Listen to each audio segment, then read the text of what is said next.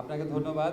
আপনারা যে মব জাস্টিসের ঘটনা দেখেছেন, বিশেষ করে ঢাকা বিশ্ববিদ্যালয়ে যে ঘটনা ঘটেছে, সেটা আমাদের সবাইকে মর্মাহত করেছে। সেটা আমাদেরকে খুবই কষ্ট দিয়েছে। আমরা ইতিমধ্যে ব্যবস্থা নিয়েছি, ইতিমধ্যে 3 জনকে গ্রেফতার করা হয়েছে এবং আমরা এই ধরনের ঘটনা এড়ানোর জন্য যত রকম পদক্ষেপ নেওয়া প্রয়োজন তত রকম পদক্ষেপ নেব। আমরা বাংলাদেশে ক্লিয়ারলি বলতে চাই, এখানে কোনো রকম মব জাস্টিস, কোনো রকম আইন নিজের হাতে তুলে নেওয়া, গণপিটুনি দেওয়া, এগুলি কোনোভাবেই অ্যাকসেপ্ট করা হবে না। বিচার বহির্ভূত হত্যাকাণ্ড কোনোভাবেই অ্যাকসেপ্ট করা হবে না।